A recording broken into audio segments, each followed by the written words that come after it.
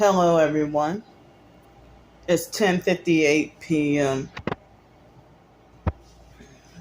Well, not the previous 2 minute video, but the previous longer video. It was just before 3:30 that I started the video, and then I finished at 4 something. It was before 5 o'clock, and then the video didn't finish uploading until after 8:30. So it looked like it took about 3.5 hours to upload, or more than 3.5 hours to upload. So something good just happened to me earlier, but I don't know whether or not I should talk about it because the online gang stalkers weaponizing it against me and making it bad. So I need to try to bridle my tongue. You can't even say something good that happened to you or something good that you experience, and they would just turn it like as if they want to criminalize you. Criminalize you having something good happen to you, or criminalize you doing something good for yourself, and then they run around and lie and say that they avoid you because you're negative, or you're a negative person who's always complaining. So good or bad, they hate you no matter what. If you got something good to say, they don't like you. And if you got something bad to say, they still don't like you. If you got something good to say, they don't like you and they don't care. But then if you got something bad to say, then they use that to justify. See why nobody likes you? Because you always complain, or you so negative.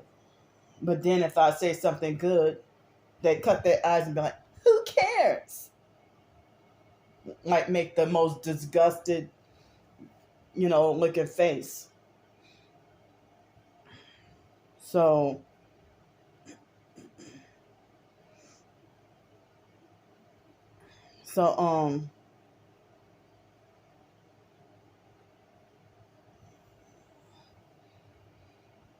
So yeah.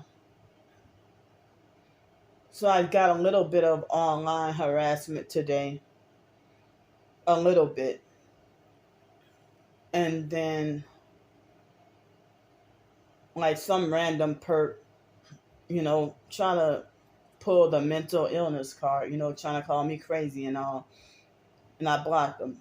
It was somebody who never really commented on my videos before.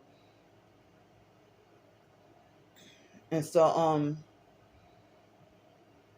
but I had a lot of noise harassment and the vibrating and stuff. But I tried to fight it, but I dozed off at about 6 o'clock this evening and I lost the battle trying to fight to stay awake. And I think I slept for like an hour or hour and 15 minutes, and my sleep was spotty. And then about 7:15, I got up to eat dinner. And then after dinner, I took out the trash again. Excuse me. Because it seemed like I can't even leave trash around here for 5 minutes without something trying to come and, bugs or whatever, And so I try to make sure that, I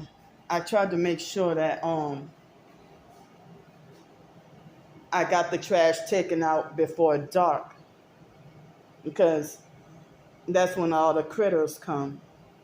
But in the middle of the night, almost 24 hours ago,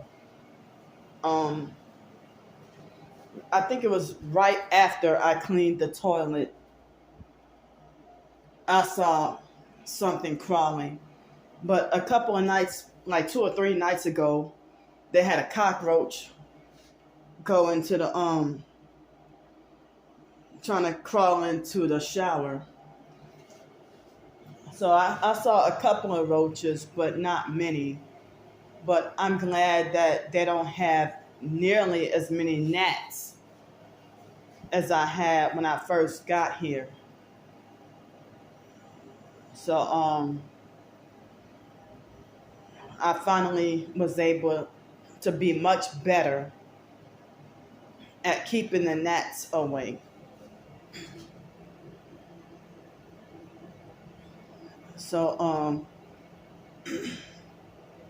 but I think I don't know if that was a gnat or a mosquito that I killed earlier.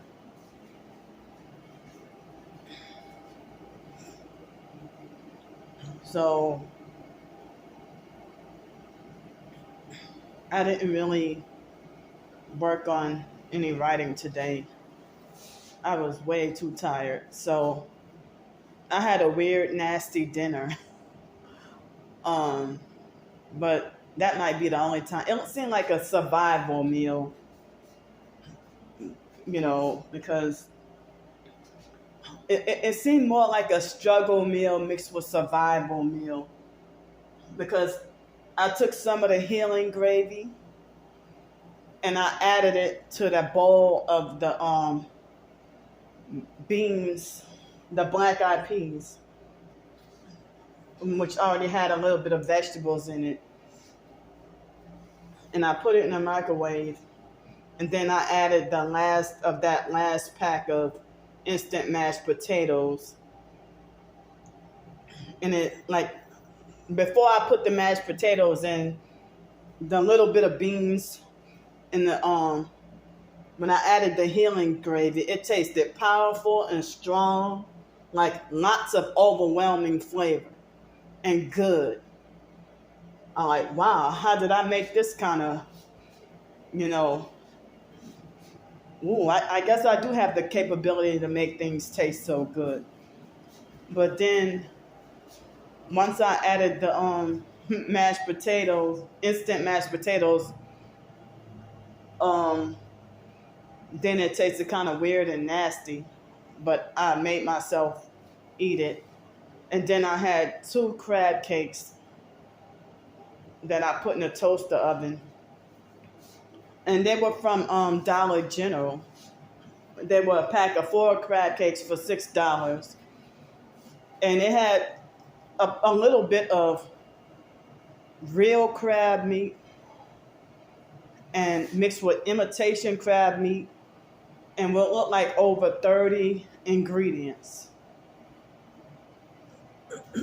And I'm like, oh man, but it's Dollar General.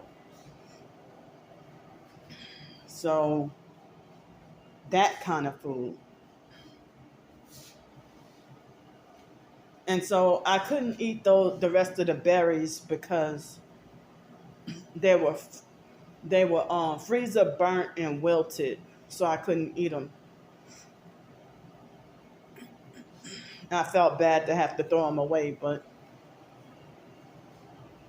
I was gonna have that. But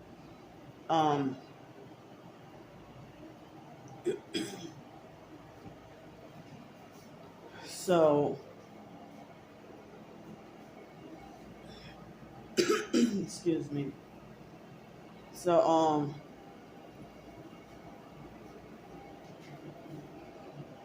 as I said, I'm just showing y'all how I'm trying to survive day to day or trying to live day to day. But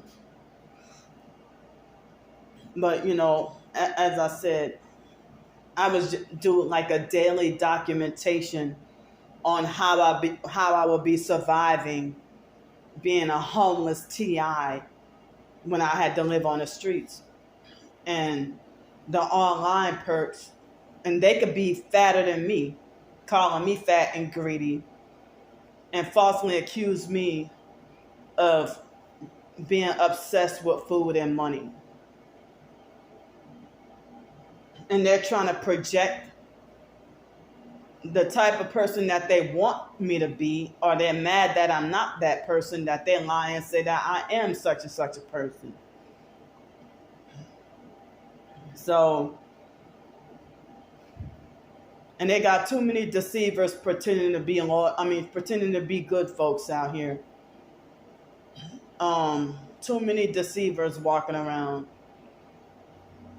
If you talk like you're so great with exposing narcissistic abuse and claim you're a victim of narcissistic abuse, and then you get on the phone with me, and then behind closed doors start manipulating and gaslighting and perping and doing weird shit and leaving me to be traumatized and confused about the way you acted towards me.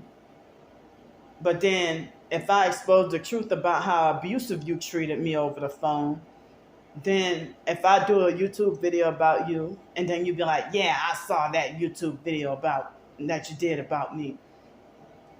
And then they would do a fake smear campaign and slander video calling me crazy and stuff.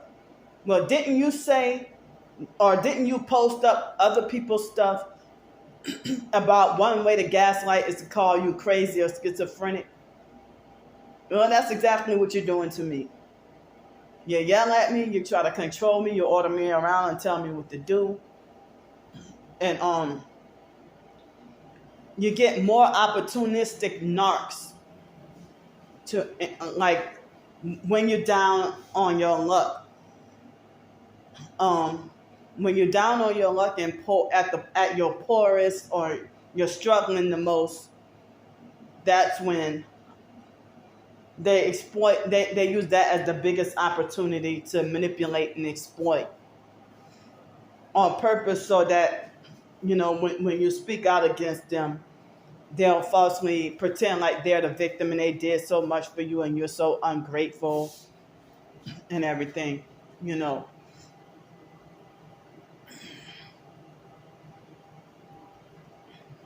So, or they always throw in their face what they did for you. And and they be like, well, I didn't have to do that. But it's like, if they end up just being about control and not really helping, if they just want to control you. and they feel like, because if you panhandle on the streets and you're homeless, and if they even give you a simple $1, and then they befriend you and wanting to get all in your business and stuff, and then they start to act like a narcissistic, control freak, fake friend, and then, you know, they feel like as if they hold something over you, no matter how small, you know, no matter how small of things that they done for you. They try to make it like as if they were giving you thousands of dollars every month when they only gave you $1 one time. That's how they do. And they over-exaggerate and lie. But when you tell the truth about what they did to you, they'll reverse it and lie and say that you're lying and over-exaggerating. Or that you're the one who's the liar and manipulator. When it's them. But it seems like I see so many fake people walking around. And the main people who I consider fake, those are the main people who hate me. They're the main ones who hate and avoid me. So,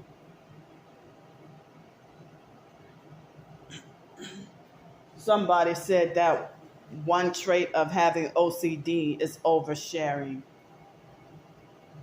But narcissistic abusers make you feel like you got to be obligated.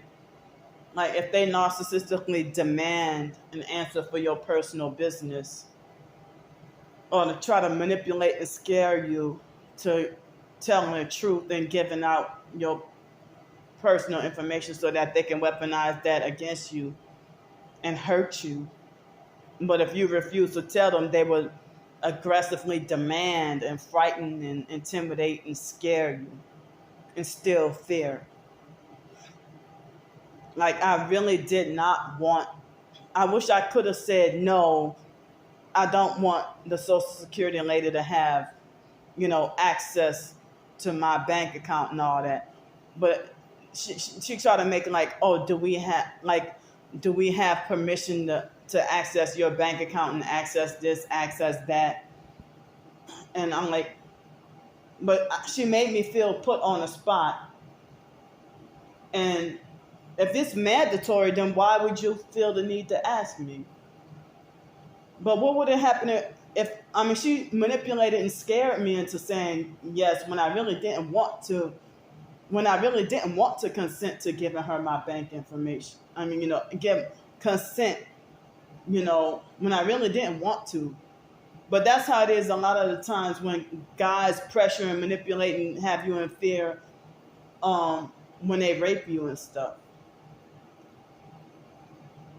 Like, as if they're trying to make like they verbalize that they give you a choice, but then, the way they say that, the way they say their words or their tone of voice, or, make you feel like as if it's mandatory and you're obligated and you don't have a choice.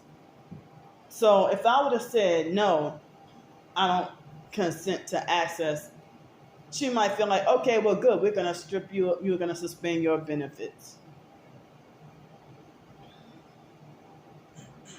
But, Social Security does not give enough.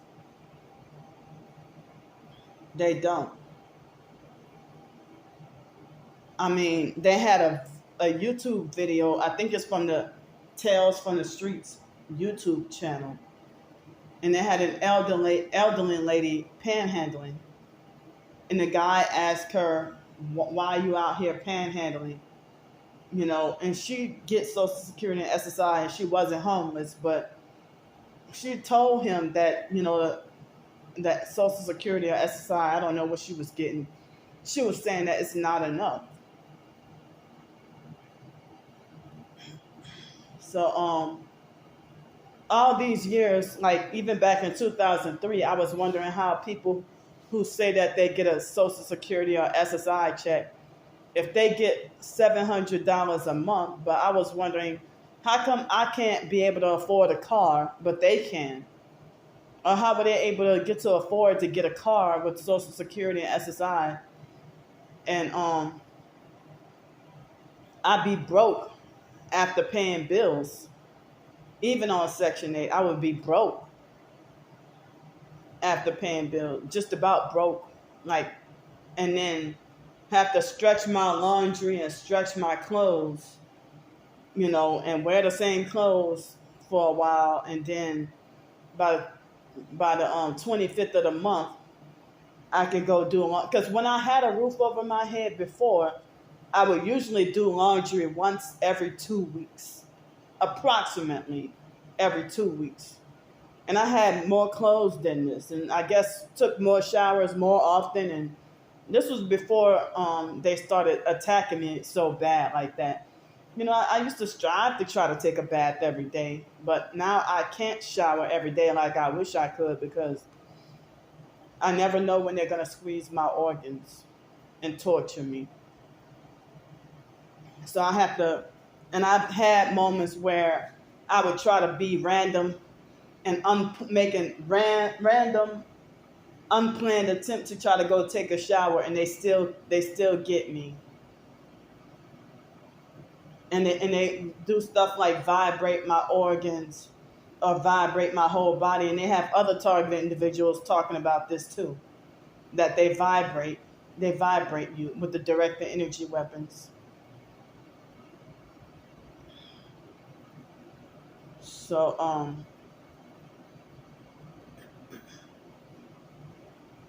one thing I hate about a narcissistic, control freak, fake friend. Remember that story I told y'all a couple of days ago about my storage unit and that guy. Well, if I would have had an opportunity for somebody to get help help me get all my stuff out of the storage unit, I would hate the idea for me to pay somebody.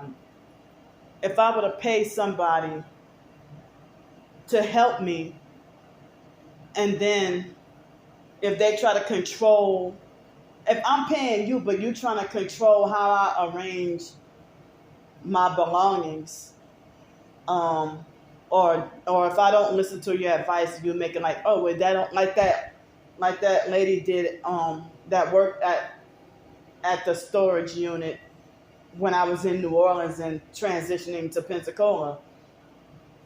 She tried to control how I arrange, my belongings, and then treat me like I'm mentally slow and lack common sense. You ain't got to. You don't. I mean, you don't have. You don't even have to see me for the rest of.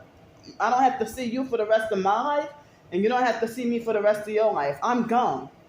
So, what if I never go back to New Orleans again, and we never see each other ever again? What benefit is of you trying to control how I arrange my items and put it in the truck? But I think that when I first got the storage unit, or maybe I asked a question or something, and I think that's the same person who was rude as fuck towards me. I think that was the same one who was rude. So,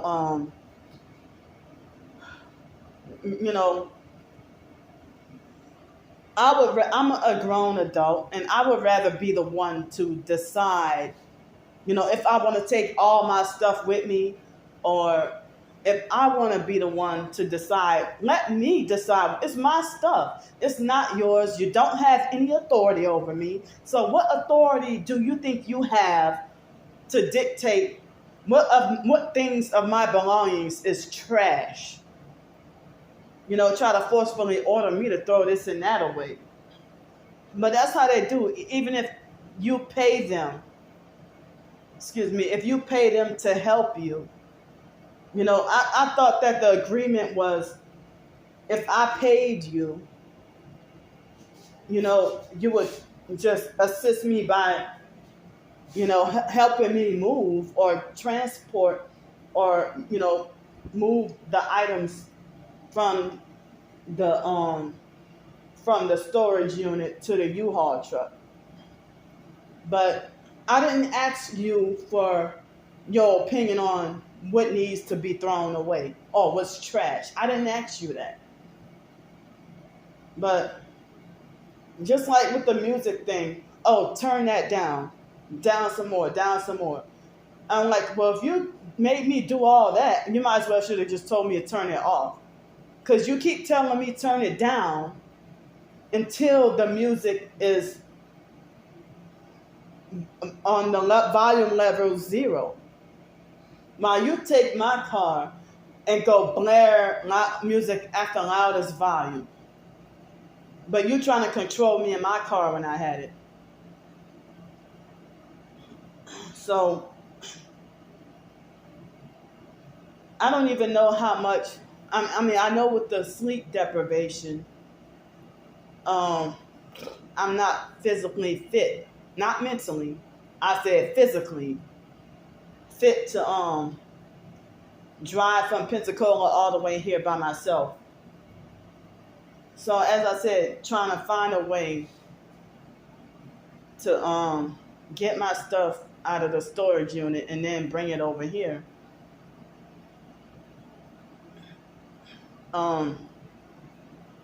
So if I had people to help me, they would have narcs trying to control. They want to try to control, narcissistic abusers trying to be controlling and trying to say, well, you need to throw this away, throw this away, throw this away. And then after you throw everything away, and then next thing you know, before your eyes, you have no more items left, and all your stuff is thrown away, and they don't even care. It's like the abusive fake foster mom, Adrian Felder. Basically, she more like for her, for me to have my room cleaned is for me to throw all my valuables or everything that means something to me. Throw all that away. Just throw everything away. You see how just about bare and empty? It has a couple of things on it. But this bed, yeah, she will want the bed to be spotless and organized and neat or whatever. So, or else to her, it ain't clean. If I got this on the bed, oh, that ain't clean. That ain't, you know. I want my house spotless. Get my house clean. Get this house clean. So, what's the point of an abusive narc? If they might volunteer to offer to help. If I didn't ask them, but they volunteer to offer, and then have their hand out for money to so-called help me get my stuff out of the storage unit, and then I be paid them such and such amount of money just for them to forcefully order me to throw everything away. And then I end up feeling scammed and crying. And then everybody else out in society victim blaming me and calling me stupid and saying that I'm not the victim. So that's why I would rather be independent and do things for myself. And it's like I haven't done much driving in a while. And so some people say that it's not a good idea to drive yourself long distance somewhere if you haven't driven in a while. But then them hitting me with the directed energy weapons, and keep causing me to have sleep deprivation or irregular sleep. Oh, they'll make like after the vehicle is ordered to be rented, even if it's not a Penske or U-Haul or whatever truck, even if it can be like a regular car rental, and like from Enterprise or something, and so I can't even drive the car. I mean, like, if I order a vehicle to be rented, they start sleep depriving me. And like, if I order a vehicle to be rented like a week in advance, after I place the order online, that's when they start sleep depriving me so bad that I would have to I would have to cancel the reservation because the day of that I'm supposed to pick the car up. So a lot of targeted individuals have cars, have jobs, have homes, but they just want me to have nothing or make it like I should have less rights than everybody else. Like I shouldn't have a right to drive a car. And even before they started sleep depriving me, they've been telling me, just not all my life, but ever since I piqued interest in wanting to drive, it started from the fake foster mom talking about that I don't have the mentality, the business, or the sense to drive a car. And then, and when the gang stalkers gang stalk me in their cars, it's really bothersome to me. And me being reminded of being restricted from getting the freedom and the right to have a car and drive. And narcissistic fake friends and family members. Even my own twin sister, she could get in her car and go drive whenever. But she, just like the foster mom, doesn't want me driving or doesn't want me with the car. But then she'll say something like, you're jealous of me because I have a car, because I'm driving. Well, what makes you think that you have the authority to dictate that I shouldn't be allowed to drive? But to pretend to look good, they'll pretend like it's this oh, it's for your safety or because we care. Y'all don't give any kind of fucks. Stop it. You just want to be malicious. But it sounds like if you don't want me driving and you have a car, it sounds like you're jealous of me and don't want me with anything. Y'all don't even want for me to work for my own vehicle. I mean, you block people from working. You block me from working enough to where I can get enough to get my own vehicle. And it's like, I heard that just like the gang stalkers, narcissistic abusers don't want you with shit. Force you to be as poor as one can get. But then while they fraudulently and illegally getting to live the high life, none of my biological family members really want me driving over the car. Except people like Wyatt and Ramona would try to use me for free rides. Or try to take advantage or have me take them somewhere for free. But in the fake foster family, like the fake foster sister Shelly, made it like as if she thought I wasn't capable of driving. But okay, if you think I'm not mentally capable of driving, why do you force me to pick your kids up from school every day for free with no compensation? And one time, I think it happened once or twice, she gave me like $5 for gas and told me, you better make sure you put gas in the car. Like, but that's the only compensation I get. I mean, they psychologically and mentally and emotionally handle you like a rag doll. And then with the physical, using humiliating violence to punish and control you. Like if they start harassing and fucking with you first and you stand up to them, and then they'll knock the dog shit out of you. Or, physically use the humiliating violence to punish and control you. They will physically handle you like a rag doll.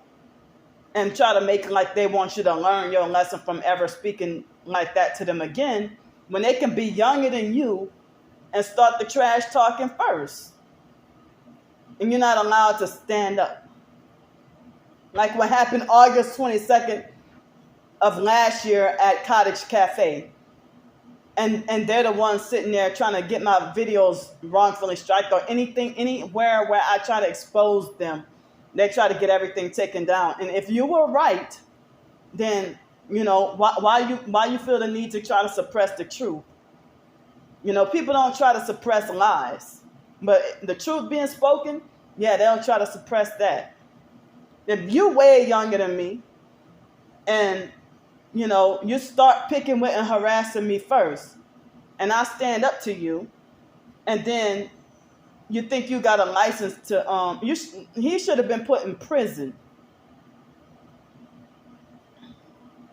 And it's like he is so power and control hungry. You can't tell me he ain't a narcissistic abuser, and he's a whole freaking Satanist.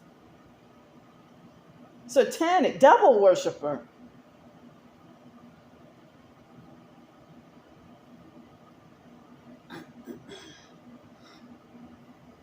So, yeah, I've had people, if you got to deal, if I'm 39, about to be 40, and if they might have somebody young enough to be my child, that think they got the authority to physically handle me and quote unquote put me in my place, or make me learn my lesson to never talk to them like that again. And then they get let off. They don't even get arrested. They don't go to jail. They get nothing but applause. But they always falsely spin the narrative like as if the target is the one who started first. But as I said, times when they would have moments where gang stalkers would try to deliberately run over me with their cars. And they would try to hit me with their cars or try to run over me with their cars. And then after they try to hit or run over me with their cars, they would And I'm like, hey, you know, because I'll be just walking, minding my business. And then I'm like, well, they got too many people trying to run over me or trying to hit me with their cars. So that is one of the reasons why I started doing the gang stalking perp walks, and I record everywhere I walk. And they like to try to catch me when I don't have my camera out, or if my phone battery is extremely low, or if my storage space is used up on my phone, or you know, if the phone, or I have like, you know, no Wi-Fi access, and if all my data is almost used up, they use that, you know, to be free for the taking. So as I said, I was walking on Spring and West Garden Street and Spring Street, downtown Pensacola, and I don't remember what exact day or what year it was. It could have been 2020 or 2021. And excuse me, it could have been 2020 or 2021. And the car was on the farthest left side, like in the turning lane of the left side. I didn't have my camera on, and I was just walking, minding my business. And so the people, it was like a gray or silver Nissan Xterra. And I don't remember, I think it was a female. And after I was able to legally walk in a crosswalk, what she did was she was sitting there at the red light. And when I tried to walk in a crosswalk, she deliberately waited until I was just started to walk in the crosswalk, and then she hurried up and tried to get in the farthest right lane, and almost like she tried to deliberately strike me on purpose. On purpose. And a lot of gang stalking tactics got way worse after I was living in Los Angeles, because when I was living in Denton, Texas, I didn't really have any of that, you know, perps trying to run over me with their cars and stuff. That didn't start until Los Angeles. And then it happened a lot in Greenville, South Carolina. But I heard in Greenville, South Carolina, that everybody speeds everywhere, including the police. And only one time I saw somebody get pulled over by the police for speeding. But in Greenville, South Carolina, speeding is expected. So, but I heard that people drive so bad out there. Some people was fed up and got a dash cam for their cars, because such horrible drivers running over people with their cars and killing people and stuff. And, you know, I didn't realize these were gang stalkers. Like, even black people. I mean, and it happened in my hometown, New Orleans. It would happen, I think it did happen. It happened here a couple of times. But it's really scary when you're crossing the street and the cars don't even slow down or stop. Even when you can be crossing the street legally and not jaywalking. And then, you know, if you're walking this way and the stoplight is right there, and it seems like, and you coming at me full speed, and it's like, you know, when are you going to stop or slow down? So they were, even in Pensacola, a couple of times, it was guys who cussed me out, white men, or they would have young guys, you know, would be a white male with a big, huge black truck like you see here in Texas a lot. It happened a couple of times in Pensacola. Once on Jefferson Street, not all that far from the fake dirty YMCA.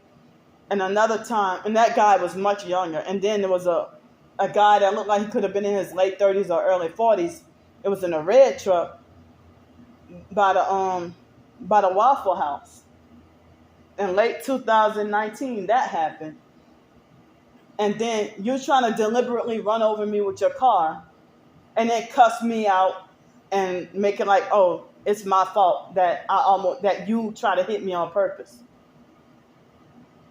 So it was yesterday, Friday, when one of my gang stalking perp walk videos, somebody, commented that it's a doggone shame that people won't even slow down or stop for me. But they do their obvious gang stalking shit. Like the perp from one of those videos, probably the third or fourth video. I think it was the third video. And it was a perp with the red, I think it was a red Malibu with black tinted windows and one LED headlight. Obvious perp. And then they stopped and then kind of rolled by slowly and then stopped and then rolled their window down and try to manipulate me to be afraid that they're going to shoot me or do me something because I exposed you and your one headlight and you want to talk about, oh, what you filming me for? Well, you know what you're doing. You're one of the traffickers.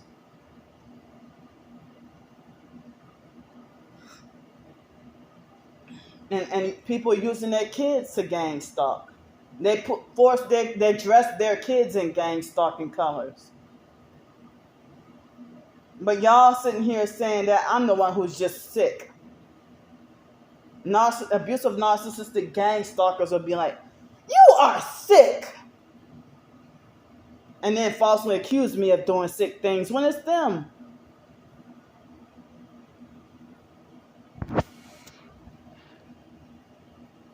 Hold up. So,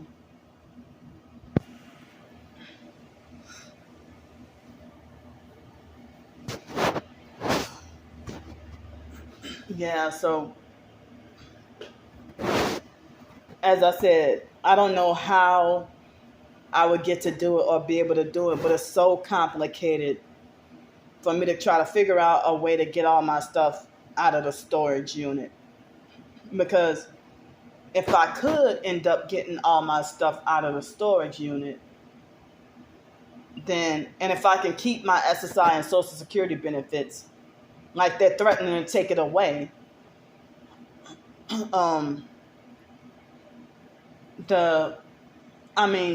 all I had was two bills, just, the rent here and my phone bill, and if I had no more storage bill to worry about, and I got the $24 in SSI, that would leave me with $344 a month.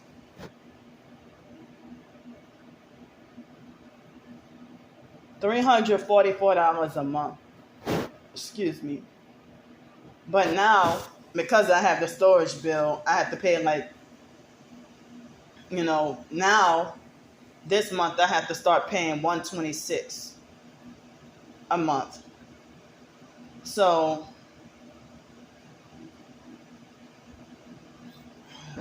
if I so I guess on average I may end up having to because now I would have like a little over $200 left, or 200 something left over. But that would be one less bill and more things I can do. If I can get all my stuff out the storage unit, I don't even remember how much toilet paper I have in there, or if I have any toilet paper up in there. And certain stuff like toiletries and all that, if I might not have to worry for a long time of certain stuff, because I got so much stuff in there. But I would rather just I should have a right to do it if I want to. Even if you think it's silly, I would rather just take all my stuff out of the storage unit and then have it brought over here. And after it's over here, then I would rather go through and sort what I want to keep and what I want to give away.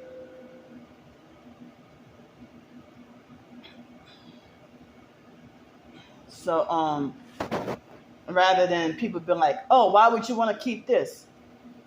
This is trash. That don't make no sense. But if I have this, for example, if I had this left in my storage unit, I mean, I still got some left in here. But they might be like, well, why? That don't make no sense. Why would you keep that? Oh, it's trash. Well, it ain't trash to me because I still got more I can use. But if I were to throw it away, then I would hear lectures about wasting money or wasting stuff. And I'm sick and tired of the mind fuck. Just leave me alone and let me be and let me do things how I want to do it. Your way of doing things is not working. Well, I'm a grown adult and you don't have a right to try to control or change that. It's not working for you because you can't get the control that you want. It's a struggle for you to get the control that you're trying to get out of me. Or to try to manipulate. And narcissistic abusers with no authority act like they want to try to be like, well, how much all you got in your storage unit? Or they want to narcissistically demand the answer for what you got in your storage unit or how much. And if you don't tell them, then they will spread false rumors and lie and make it like as if you have illegal, that you got illegal stuff because you don't want to tell them, So they'll make it, and that's what any situation. If they narcissistically demand an answer for your personal business and you don't want to tell them, they falsely assume or falsely accuse you of being guilty of some crime that can't be proven. But you have if you're not authorized to ask me these questions or say this stuff to me. If you're just a narcissistic, control freak, fake friend pretending to fake like you're an authority figure over me. I mean, a narcissistic abuser would say that my crock pot is junk and that need to be thrown away. Yeah, anything, like if you're being a victim of the target, anything that belongs to you is junk to them because they hate you that much that they see you junk. They see you as junk and they see everything that belongs to you as junk and of no value.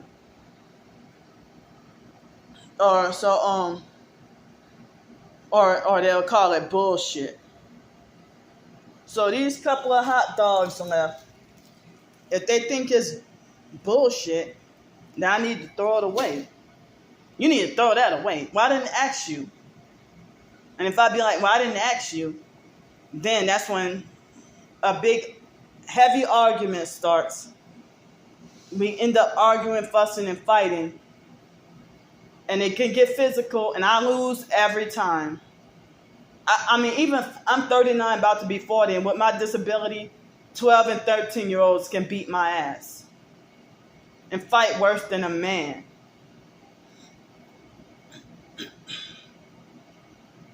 I mean, if you got a 10-year-old child, a 10-year-old ghetto child that fight you and beat worse than Mike Tyson and will murder my 39-year-old ass with their bare hands. I mean, these little kids can't even underestimate them. But if they encourage, like if they have somebody my age that will encourage and allow their 8, 9, and 10-year-old to disrespect you and get out of line with you, and it's like reverse that I have to be submissive and obedient to this 10-year-old child and not allowed to talk back.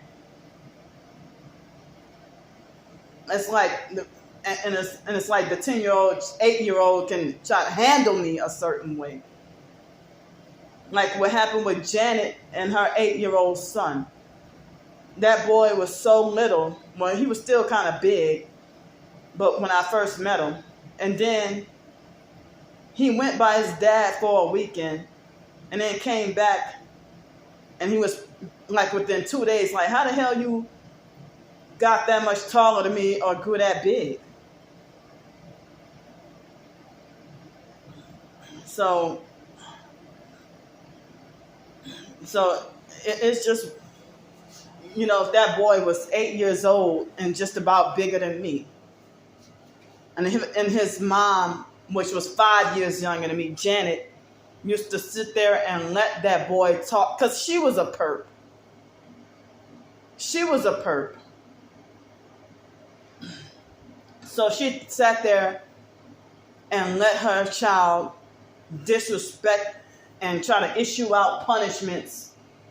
And I'm like, I'm in my 30s, But I mean, what was going on back in 2020, and they had all the lockdowns and all.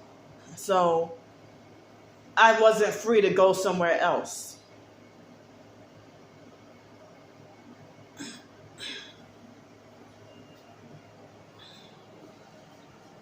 So and it's like, I don't ever want to end up in a situation like that again.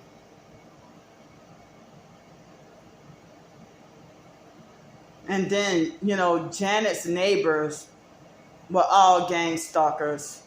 And I had, they even, the gang stalking network, they even got that video taken down for that guy threatening me. That guy threatened me. It was a black guy too, and he threatened me, and he would have a black Kia Soul.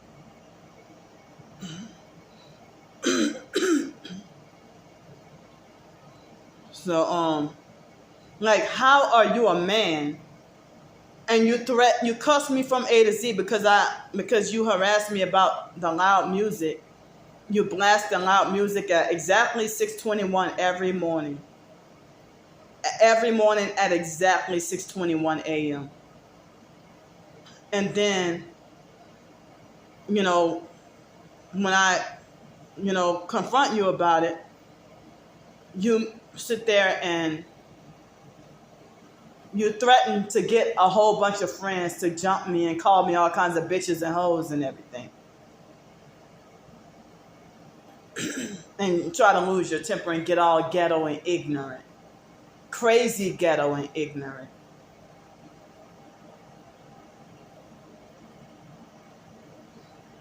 But somebody said that in that video that guy sounded very demonic.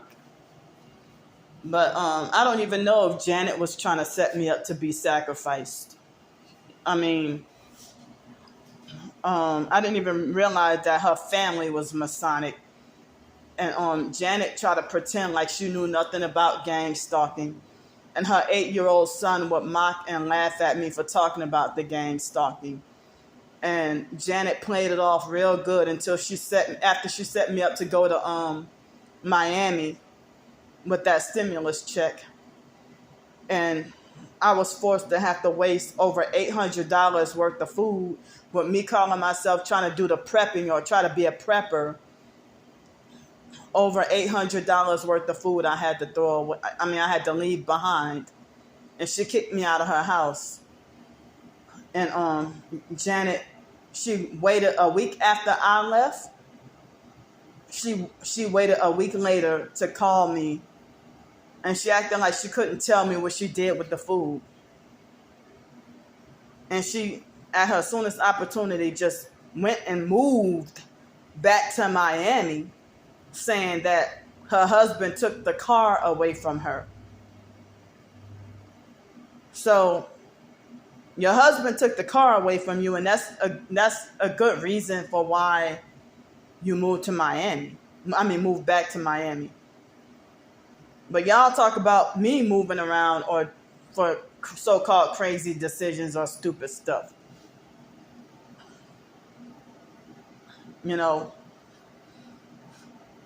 So, but if Janet was telling me that her husband was a narcissist and was abusive, but not physically, but she was half Black American, half Haitian, and her husband was half Black American, half Jamaican. And Janet took me around her family members and her husband's family members in Miami and everything. And but Miami was pretty interesting though. I wish I could have gone, during a different time.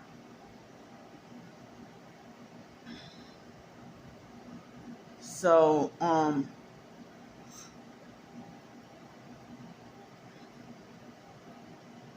yeah. So Janet was telling me that her husband never really put his hands on her, but he might. She said he never beat on her, but I think she said that he grabbed her a couple of times. But he was controlling with the finances, and he was controlling with the finances and verbally abusive and make threats at her and stuff. And Janet, as tall and big as Janet was, Janet looked big and scary. That husband was littler than her, but her husband was smaller than her, but she was looked like over 6 feet tall, but I think she was 5'11", and she tried to lie and say she was skinnier than me. Nah, she was bigger than me. But as big and scary that Janet was, she was defenseless and scared and couldn't stand up for herself to that abusive husband. But she'll try to handle me though. Excuse me. But me being, me being bullied even by children, going to a community swimming pool in Los Angeles, and children huddle around and start bullying and harassing me. Bully, harass, and threaten me and put their hands on me. Like one time they wrongfully banned me from the pool because a 10-year-old boy bullied, harassed, and he actually put his hands on me. And then the lifeguard lied and said, well, I saw you grab him. No, motherfucker, you saw him grab me. And almost all the lifeguards, they were all Mexican. And they had, or they might, but they had one Black lady who would give people their, I guess, like when you go to the swimming pool and you go in the locker room, and then she'll give you like this little clip and put your stuff in. And those things were so dirty and nasty, ill. And she'll issue you this bag to put your shoes or whatever, your stuff in. And then you go rinse off or shower off and then go into the pool. And I would be off to myself and the kids want to come crowd around me. But they had 2 10-year-old boys that were bullying, harass, and threaten me. And then one of them felt bad and cried and said, well, said that he didn't know that I was an adult, or that he thought I was a kid like him. But I was 30 years old and everybody thought that I was either 11 or 12 years old. Even like adults and children thought I was a child. And now people tell me I don't look, every time I have a new birthday, I get told that I don't look a day over 20 years old. But Starbricker is the only one who'd be like, Candy is aging. But everybody else tell me how young they think I look. And I heard that that's another reason why people treat me such a certain way. Because if they say I look so young. Like they say I look so young that it don't make no sense. So she's the only one saying that I'm aging. But I get told that I look like an 11 or 12-year-old.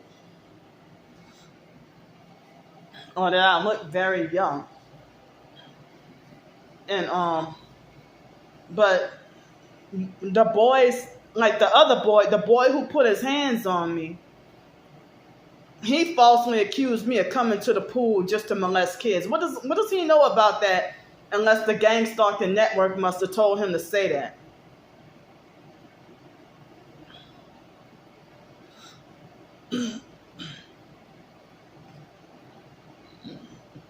So my twin sister falsely accused me of moving to Los Angeles away from the family to hide pedophilia, which was not true. But I'm wondering how people, strangers on the streets, like I heard that that's a big favorite. If you're a targeted individual, men and women get the false slander. I heard that it's the gang stalker's favorite slander about the target is that you're a pedo and touch kids. And so when I have a feud with the fake TI perp, the fake TI perps, they will cry about how they get falsely accused of being a pedo, but then they end up, when we get into an argument, they throw in my face and narcissistically demand what happened to Raven. Shut up, because you weren't even there and you don't even know shit. But, yeah, what you did to your niece then? And what you did to your niece? Or what you did to your daughter? Yeah, people are making the same slander about you, so don't you come in my fucking face with that.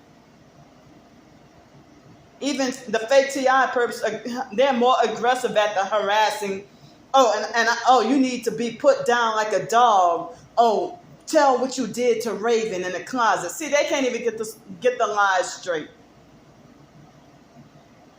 Even the online perps lied and said that I was Candy was in the closet with Raven making donkey noises. Excuse me. Oh, I thought it was Cody.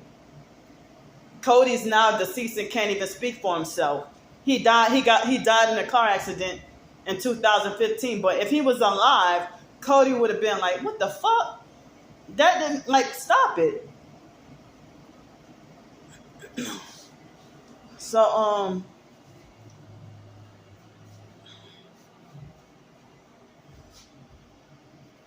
but the foster boy, Corey, how did the foster mom tell him? But she never told me. But she told the foster boy, Corey, that Cody was 7 years old and, violated by a family member. And that's how he ended up in foster care. But now Cody's not alive to speak for himself. And when I told the foster mom that Cody died, the foster mom didn't care. And I was shocked. I'm like, what the hell? Like, you wanted to take the brownie points for raising people, but Cody died and you don't care?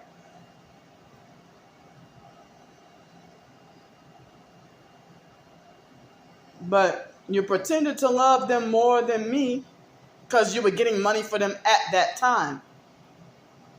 But,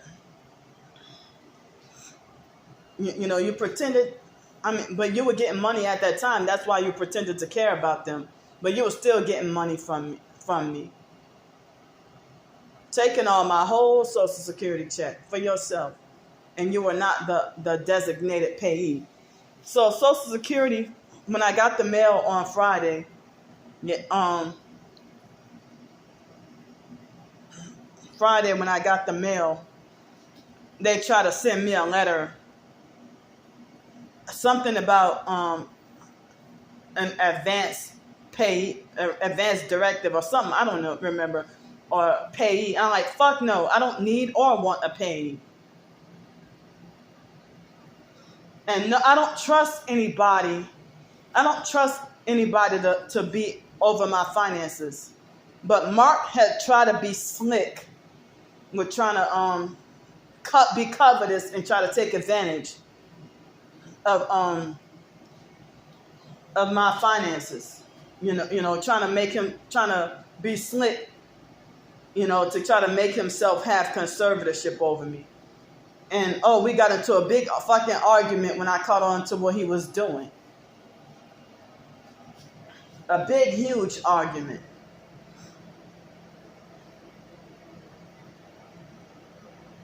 So can't trust any family members. When I would go to a storage unit and they would narcissistically demand that I have to have a family member. And I'm like, no, I don't trust no family. Or they try to make well, if you can't have a family member that's got to be a second authority over your storage unit, then we're not going to give you the storage unit. Now, I don't have anybody I can trust.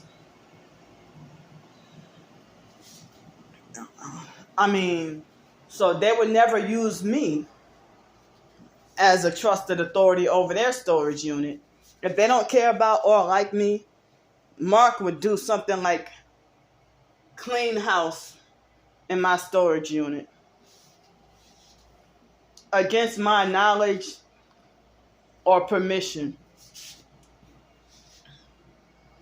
You don't mean shit to them, and then they act like they think that they own all of your belongings or do as they see fit with your shit, but you're not allowed to touch their shit. If you in a narc's house, you would have to ask for permission to use their toilet paper or permission to use their bathroom.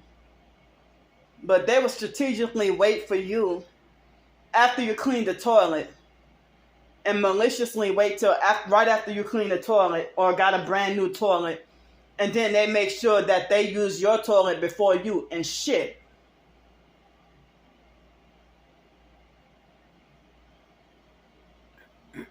Right after the doggone brand new toilet.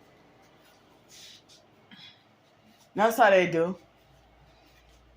But yeah, that 10-year-old boy bullied me and put his hands on me, and they wrongfully banned me from the pool. And then one of the lifeguards lied and said, I saw you grab him. When actually he was the one who was he grabbed and was punching on me. I don't go around grabbing people, and I don't go around putting my hands on kids. I'm a loner and I stay off to myself. But when I went to Greenville, South Carolina, on a Sunday going to Falls Park, and everybody treated me like a pedophile, and I would go home feeling like emotionally depressed for the evening or depressed for the day. And I'm wondering, and I didn't realize all of this was part of the gang stalking. So the very first time I was falsely accused of pedophilia was I was 18 years old, and it was Mardi Gras. And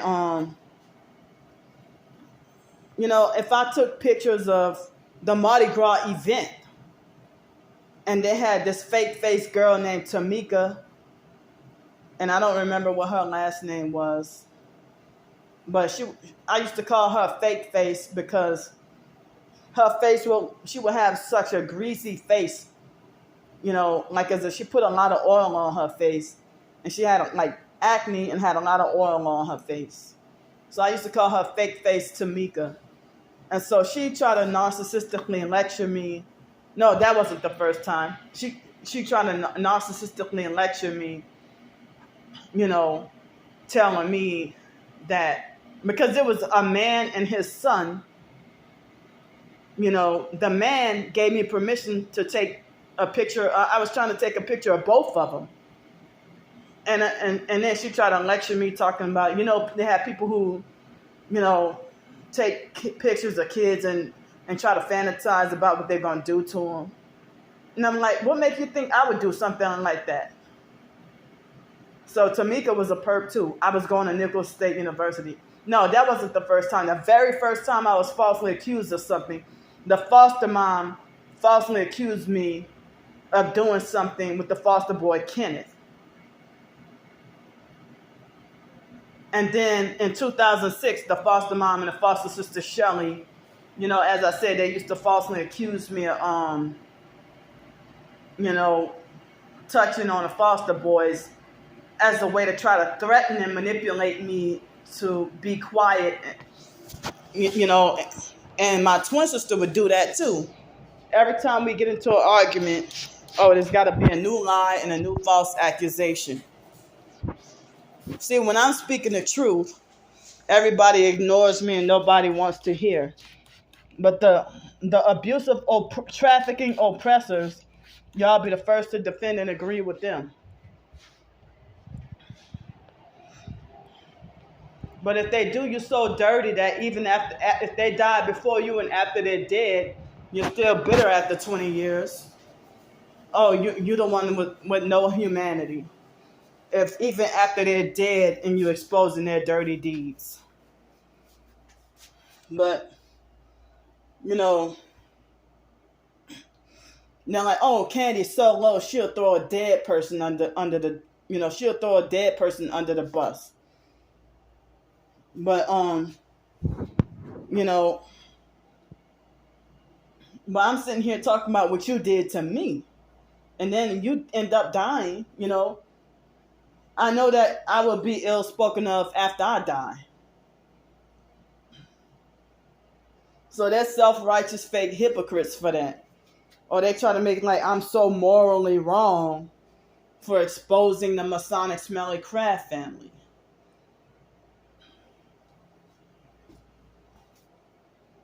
So, I'm traumatized by kids and I just stick to myself. And I end up in weird situations where they have abusive, narcissistic kids that if I might end up getting into an argument because they're trying to handle up on me. I mean, I even was working at the pools in Pensacola and, had to have altercations or be workplace mobbed by a bunch of teenagers who were minors and try to boss and control me and treat me like I lack common sense. At 14, you act like you delusionally believe that you're the mature adult with authority. And that's just abuse. Even the children are fucking narcissistic abusers.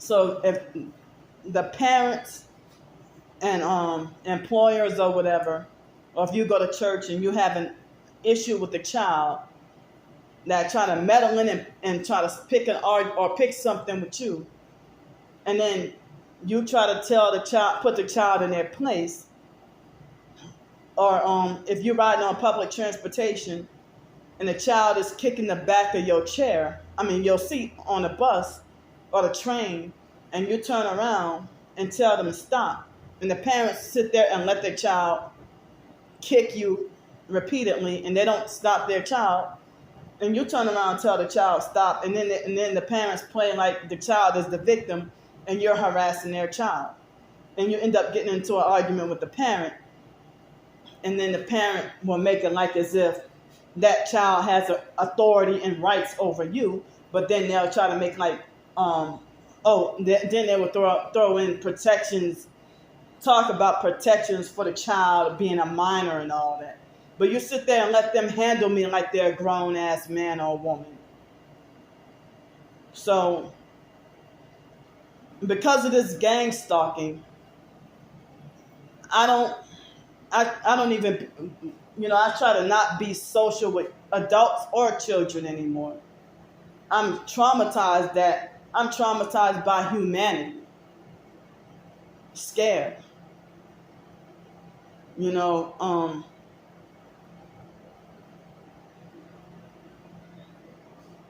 I'm really scared of humanity. And I shouldn't be. And I know, with the Bible talking about fear of man. But people want me to be scared of 10-year-olds, 10-year-old children. of how much trouble with the law that a 10-year-old child could try to set me up because your child is a fucking perp, an abusive, narcissistic gang stalker. Because you trained them to be a narcissistic, gang stalking child. So I just say to myself, even if somebody said that they're targeted and, let's exchange phone numbers, I'd be scared to do it. Because I'm like, then you come to find out after I have an encounter with you, then you turn out to be a perp. I don't want nobody living with me. I don't want to live with nobody. And I would rather live alone. I no longer care about trying to get a boyfriend or a husband or anything because, now I feel like I will have my peace. I will have my peace being single, but the gang stalking network will make sure you don't have any peace. Even when you're by yourself. I hate being surrounded by people, but it can be really scary when you have a medical emergency and have nobody around for help.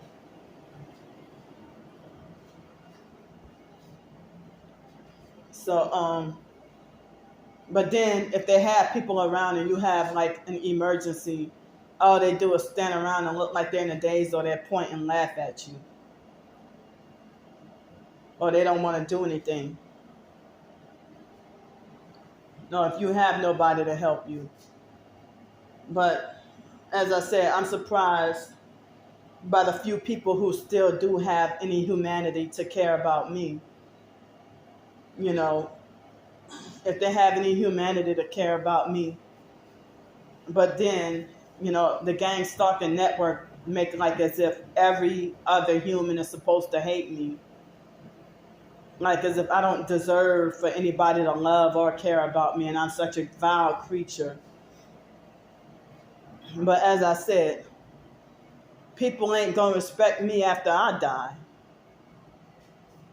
Even in 2007, the family hated me so much that I was convinced that if I die, then they would treat me like I don't deserve a funeral.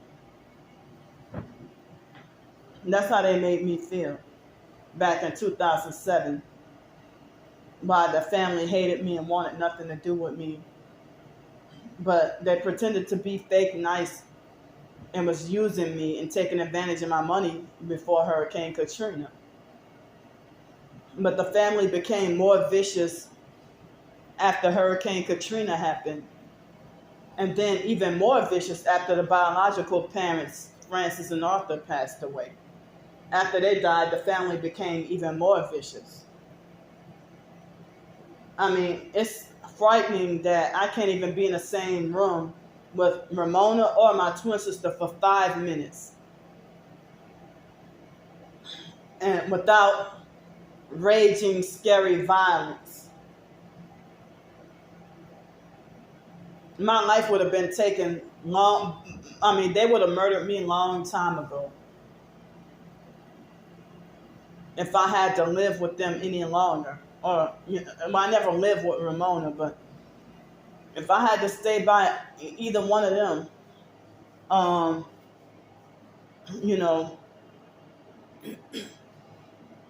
if I had to stay by them any longer, I would have been taken out. Because even in 2015, I feared that Ramona would kill me. That I came in town for, not even on vacation. In 2015. And I haven't seen the family in a long time. So I went to try to visit and then was treated like my presence wasn't welcome. No, if I died, nobody in the family would care. Nobody would mourn me. Nobody would cry. Nobody would feel bad. So, and I know that they would laugh and make fun. Like my family is wicked enough that they would be chuckling and laughing, standing over my dead body. But y'all want to pretend to be fake self-righteous because I exposed a deceased man's Masonic affiliation and called his granddaughter a whore. Like, but oh, y'all can perp me and say I'm crazy all day long, but I can't call nobody a hoe. And somebody who truly is a whore.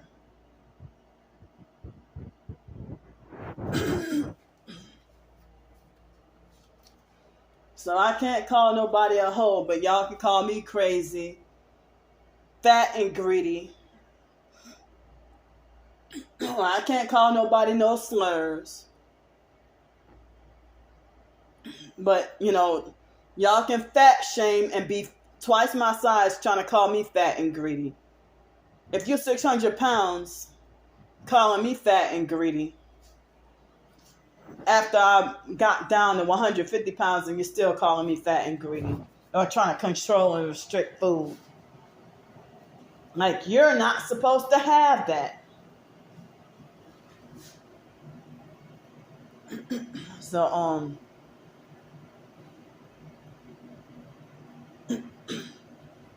but yeah, gang stalking sounds like unjustified vigilante street pseudo justice. You know, imagined street justice with no proof or evidence that we did X, Y, Z. If you falsely accuse me of being on drugs, you falsely accuse me of being, you know, Alex Dupree admitted that that he lied about me being a drug dealer. I don't even know what drugs look like. I don't know what fentanyl looks like. I don't know what I kind of really don't even know what crack cocaine looks like. I don't know what dope looks like. You know, the only drugs I know what look like is cigarettes, alcohol, and weed. That's it. But I don't know what crystal meth looks like. I don't know how to make it. I'm not interested in learning how you make crystal meth. You know, I don't drink alcohol or smoke cigarettes. And the closest to any drugs is junk food. You know, that I want to try to change my diet around. But so yeah, I'm sorry that my mind is all over the place and I'm sleep deprived. It is, let me see if it's 12:20 or 12:21. It's 12:20 a.m. on Sunday, July 2nd, 2023. So, I mean, I'm far from perfect or the best, but certain mistakes I've made in life out of ignorance or because I didn't know or I didn't know any better. And the foster mom and her family members and the biological family members, if they didn't set rules for you, but when you do something that you didn't know that they didn't like, they start yelling at you. When we got to the foster mom sister's Mickey's house, Mickey didn't say, well, don't you go in my refrigerator, don't do this, don't do that, do this, do that. No, Mickey would yell at us for taking water without asking. And she was more abusive and meaner than the foster mom.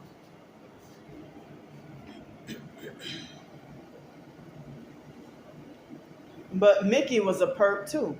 Dana, they all hated me. And I bet Mickey probably was a handler too. Not my handler, but she probably was a handler, you know, of other people. But Mickey she was younger than the fake foster mom, Ann. But Mickey was said to be more evil. See, the foster mom was just considered mean or very mean, and everybody was scared of her. But Mickey was, you know, considered evil beyond comprehension. and Mickey's kids running around with success in life, or high achievements. Mickey's daughter Mildred being glorified as the first black minority female to be an officer in the military. Well, why aren't you in the history books, you delusional bitch? Like, what kind of black minority are you? Your mom looks white and you look biracial. So stop falsely glorifying yourself as a black minority. You don't even look black. Or like somebody that's straight up black.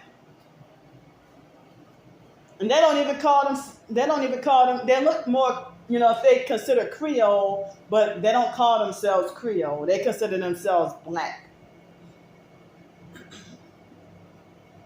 So, I found out that Mickey's son Corey owns like a vegan restaurant or a vegan business or something. The foster mom owned many businesses. Or she was the Jill of all trades, except the one thing she could not fucking cook. But I just can't cook in a crock pot. But I'm getting better at it. I'm getting better at it.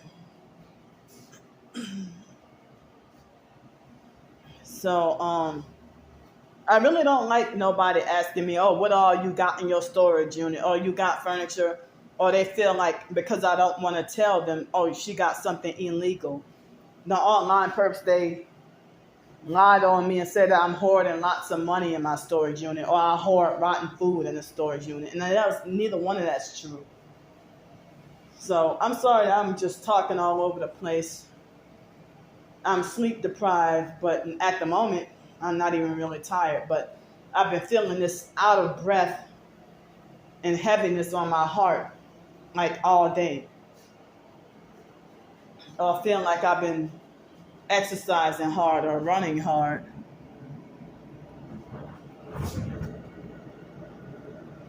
So,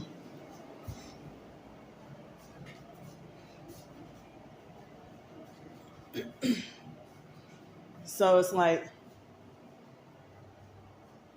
but yeah, after so many false accusations, I just stay to myself. Yeah, I think Mickey's still alive, but Dana died. And the brother, I don't know, I think he's still alive too. The fake foster mom, Ann's still alive. But she's been suffering cancer for almost 2 decades. I don't know if she got cured of the cancer. Excuse me. But if the foster mom never taught us the value of money, but she was just very stingy. And then,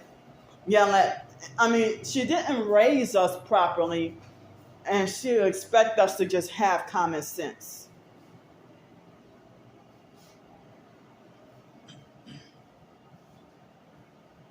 So, when I told the Social Security people about the foster mom committing fraud towards me or stealing my money, they made it like there was nothing that can be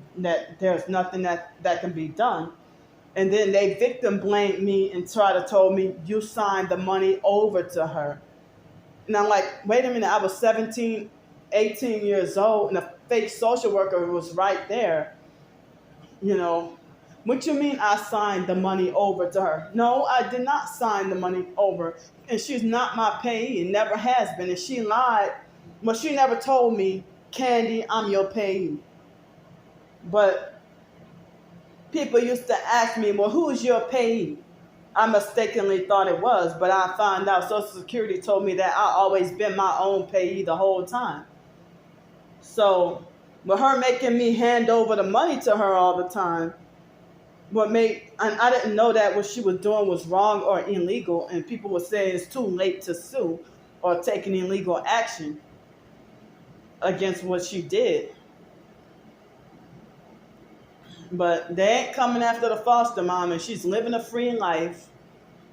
Nice cars, big fat house, everything. Well, the only luxury vehicle she ever had was that BMW. And that was after the foster dad, Al, died.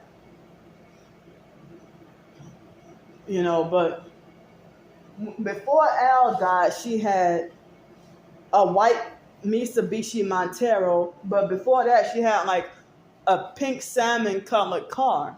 It was a Buick. I don't remember what brand it was, but it was just a Buick car. And then after the Buick, I think she gave the Buick to the foster cousin Corey, her nephew. And there was a foster boy Corey and a foster cousin Corey, just like a foster boy James and also a foster cousin James, foster nephew Ryan, and then the foster mom had a foster boy named Ryan. So the foster mom, she gave Corey that car. And then she got the white Mitsubishi Montero. And she was talking about giving it to my twin sister, but not me. And they thought about if they wanted me to be of less value when we were in our junior year in high school, and they would having talks about letting us drive, and then they turn around and start gossiping, saying they didn't trust us to drive. And Shelly wanted my twin sister to have the better car, and wanted me to have her old Beretta with dog dander all over the car. She wanted me to have that Beretta, but she wanted my twin sister to have the foster brother Joe's Mustang. And Mustang was a stick shift. And it was extremely loud, But yeah, they wanted her to have the Mustang because it was newer and better, and wanted me to with something crappy and older. And so after we became adults, the foster mom was in talks of just giving or letting my twin sister have her white Mitsubishi Montero and wasn't going to give me shit. But she took my money and bought that brand new, it wasn't, well, she said it was a 2001, but it was summer 2002. I think it was June 2002. She got that blue Dodge Caravan. And she narcissistically and fake self-righteously would get a new vehicle every 10 years. But if I talk about wishing for a new car, shut up about that. Shut up about that bullshit about wanting a new car. Anything you drive, as long as you drive, and that's all that matters. But you got a whole that's how they talk. But I have nothing. But you got a whole luxury BMW convertible. But for me to talk about, I didn't say I wanted a luxury BMW like you have, because I really don't like, luxury cars don't be comfortable. Excuse me, but I rode in a Porsche before, Porsche SUV. And the thing was just too little. It was a Porsche SUV, and it was so compact and cramped. Oh no. I don't think I ever want, to deal with a Porsche, but a Lexus ain't too bad. But, I like a Lexus, but, I would like something like a brand new Nissan Murano. But the Lexus will look like the Nissan Murano. But, if given the option, I'll take either. I would be content with a Nissan Murano. But I like that Nissan Murano. But I don't know if they still make those anymore. But I like SUVs. But, I wanted to see what the experience was like to drive a luxury car or a luxury vehicle. And I never got that opportunity until the Avis job. And I just moved the car a little bit. I didn't even get to see what it's like to drive on the road, drive something luxury, like on the road, like some real driving. But the closest I ever got to driving on anything luxury, people don't consider a Ford Expedition as a luxury vehicle, but people were hyped up with the Expedition and Navigator like around 2000, 2001. everybody was hyped up about the Expedition and the Navigator and the F-150s. And the Lincoln Blackwood, nobody really talked about that. But and the Navigator, the popularity faded out real quick, and then the Escalade was getting the fake popularity, and then that faded away, and then everybody was all about the Hummer. If they had like a Hummer, everybody was hyped up about the Hummer. But other than an Expedition, and that was a very short ride, but the closest to anything luxury was a Chrysler PT Cruiser convertible. And the second car that I rented, after they set me up and the car got crashed, and then I got pulled over, they try to make it like as if I should never drive again. But you witches set me up for destruction in the first place. And because I couldn't emotionally handle y'all setup, y'all think, oh, she's not mentally fit to drive a car. Well, if I wouldn't have dealt with y'all that night, then such thing wouldn't have happened. But y'all were abusive, narcissistic, jealous perps. You know, how the hell, and even other family members was outraged about that fake girl, Verda. Not even family. I didn't even know her. And she thought she had the authority to not allow me to drive my own rental car. And the contract said I wasn't supposed to allow anybody else to drive it. But then they used that as a narcissistic fake opportunity to take advantage. And then after they take advantage, then they want to make like, oh, she's not mentally competent to be driving. But you weren't supposed to try to take over my car. I mean, the car that I rented. So yeah, they try to manipulate and pretend to kiss my ass, and like, you already have your own car. What you want to, because you're just trying to manipulate and set me up to break the rules on purpose so that you can set me up to be wrongfully banned. And then you'll get good sleep at night, and you won't even feel bad about it. So they try to manipulate and set you up. When they try, and even your own family members try to manipulate and set you up and try to get you to break the law. When you're not that type of person, and they try to use manipulation and fear and try to scare you. When you want to do the right thing, or they try to catch you, in your weakest state of mind to swoop in and clean house and take advantage. But, me being away from family, I don't have to worry about being used and taken advantage of. And I also don't have to worry about that fake mental health lingo. Oh, you're trying to get attention. You're trying to seek pity. I mean, you want self-pity, or you want pity from other people, or or you want everybody to feel sorry for you, or they want to give narcissistic lectures about my behavior and just force me to worship mental health when they don't care, and they huddle behind my back and gossip and laugh and scheme all kinds of dirty shit. But when I expose them, they try to falsely make it playing like they're the victim, and like I'm the dirtiest, grimiest, most no good person ever, So, but yeah, that's the smear campaign about all of us targets. I heard that's the gang stalker's favorite, to lie and say that we're pedos and touch children. When I heard that the gang stalkers are the ones who really do it, not us targets. They falsely accuse you of stuff that you don't even dream of doing or think about doing.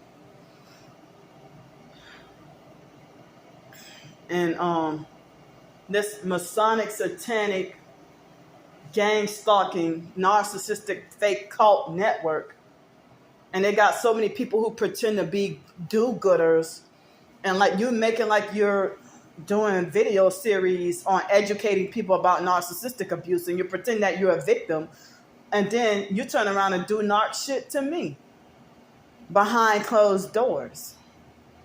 And then you lie and say I'm a covert narcissist. Well, if I'm a covert narcissist, then why you come and follow me on another account? Like, why you don't stay away from me? But you start manipulating and playing games. I really think the perps got to you, and you a perp. So, I mean, it seemed like everybody, and then they will talk about narcissists being grimy and doing this and doing that and having no souls. But I'm like, well, you ain't talking about yourself. You want to talk about getting rid of narcissists. But well, you got to get rid of yourself because you're one too. And they got too many narcs pretending to be victims and falsely glorifying themselves as empaths with the soul and God's chosen elect. And y'all do dirty shit behind closed doors. And you like live a double life because you want to talk about how righteous you are. But you do dirty shit behind closed doors. So I know my storage space is running out on my phone.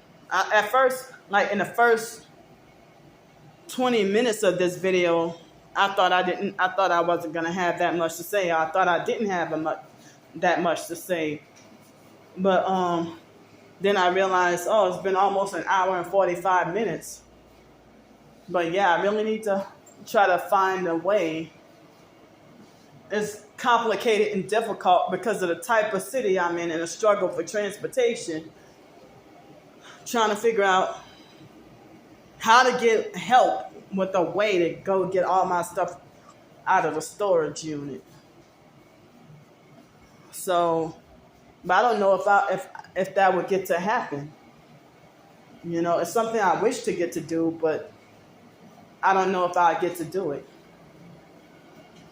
And then, you know, I would have 300 something left over every month. And then if I can get rid of the storage unit, and then I could have, you know, more money left for myself, and I probably could take a vacation or so.